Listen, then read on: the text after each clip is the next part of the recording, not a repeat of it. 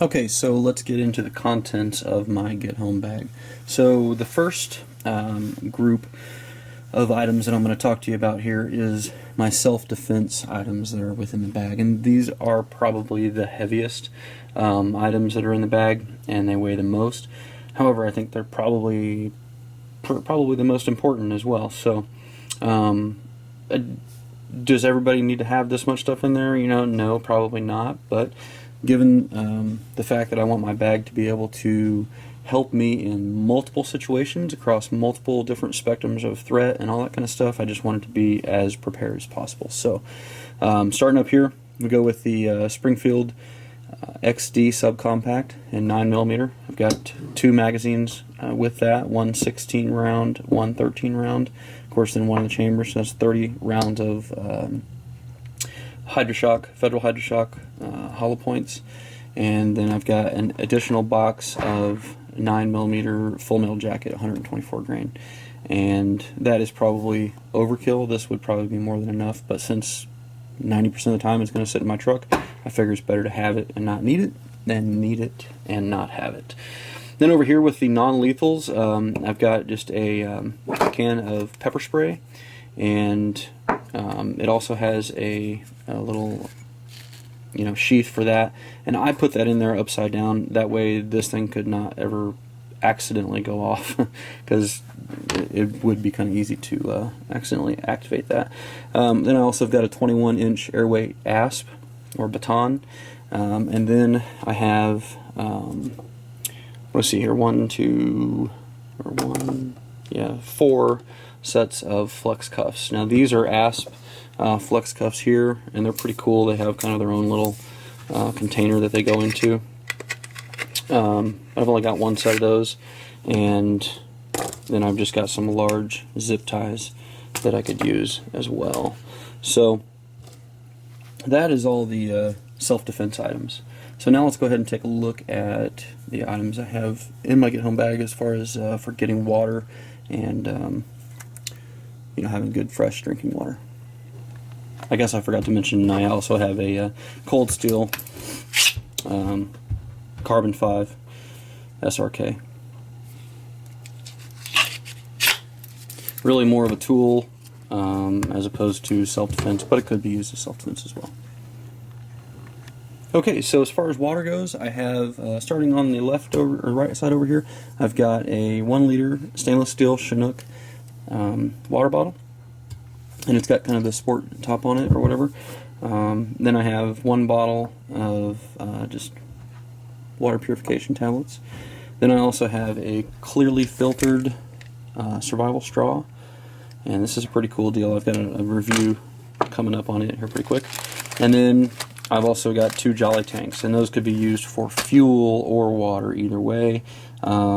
I think it's more likely, given that it's in a get-home bag, that they would be used for fuel, but since they could be used for water, I threw them in here as well. Okay, so as far as shelter items go, I've got a heavy-duty kind of emergency blanket here. It does have the grommets in the corner. You can also, just tie little buttons in there. Then I've got a mesh hammock. And then I have a cheapo emergency blanket, a little bit better quality emergency blanket, and then a contractor grade trash bag, 25 foot of 550 cord, and then a line of 65-pound test, 150 yards of Power Pro fishing line, basically, Spectre fiber. This stuff's super strong. You can use it for all kinds of stuff, and it's super lightweight as well. So it doesn't really takes up a little bit of space, but it doesn't really add much weight. Okay, so as far as fire starting goes, I've got some gelled alcohol sterno there, and that would be, basically in case you needed to get some heat if it was really cold out and you wanted to just kind of huddle up over it, warm up, or something along those lines, and with a really low signature, low profile. Got a knife and a ferro rod here to be able to spark, start a fire that way. Got the old trusty Bic, and then a handful of these cotton and beeswax fire starters. And these work great. I had a video on that. You can click the link up here to go see that. And then last but not least, not normally something you consider a fire starter, but some mosquito protection. This is alcohol based and very good accelerant to add if you needed to get a fire going as well. So those are the things for fire. Okay, so as far as the items for light and signaling, I've got a Clarus XT2C and a set of extra batteries for that. I take the CR123s. Then just a single blue glow stick, and then also the power flare, which is a pretty cool deal. I'll have a review on that here for you shortly as well.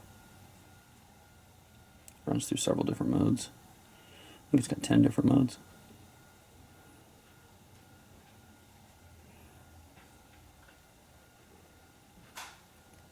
Pretty cool little device.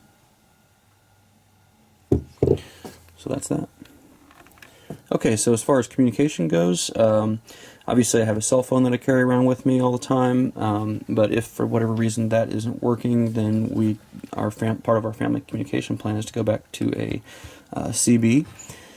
And it's a handheld CB, and obviously the range isn't that great on these things, but it's better than nothing at all. And you may also be able to get people with a more powerful CB to relay messages for you, that kind of thing. So that's a handheld CB there.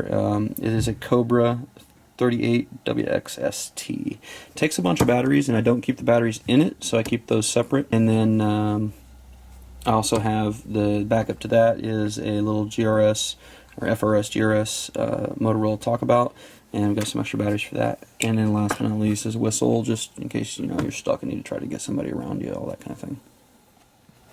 Okay, so as far as first aid items go, I don't have too much in there. I've got a basic shamog. I can use that for tying pressure bandages and those kinds of things.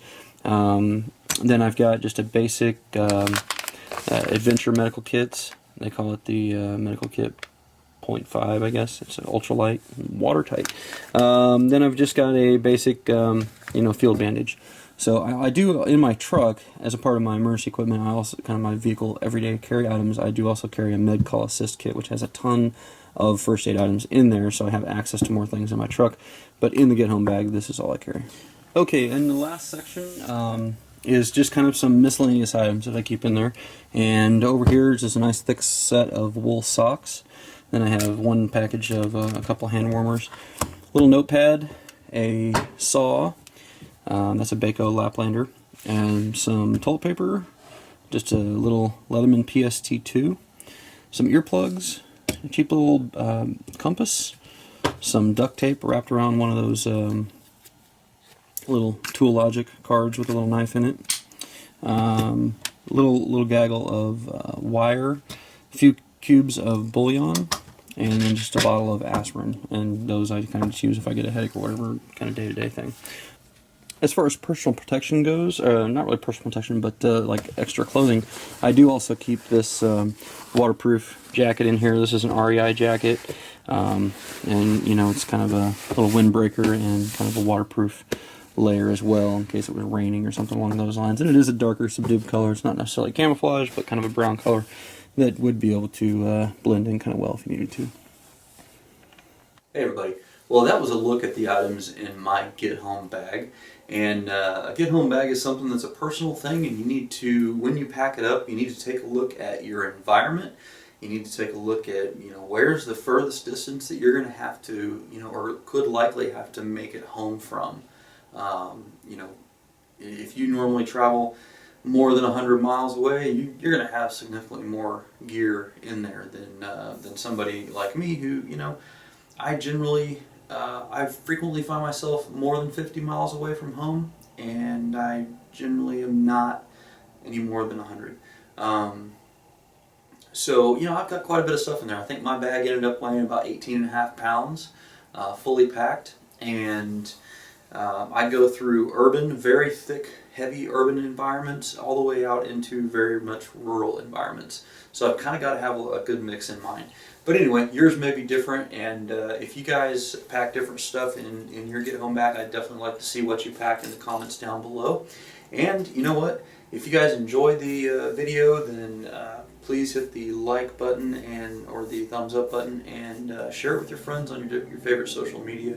I definitely appreciate that. And also wanted to give a real quick shout out to a cool channel. He is a part of the Guns, Guts, and Glory network. I'll put the link down below to where you can subscribe to the network if you like. It's YouTube's only gun network. And the shout out is to Blue2208.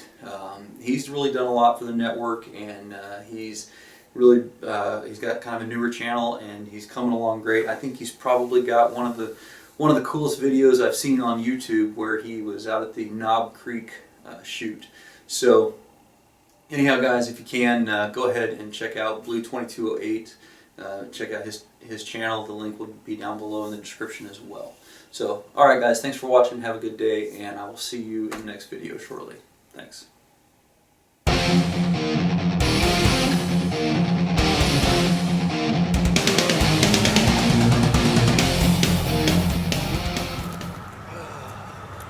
dang truck.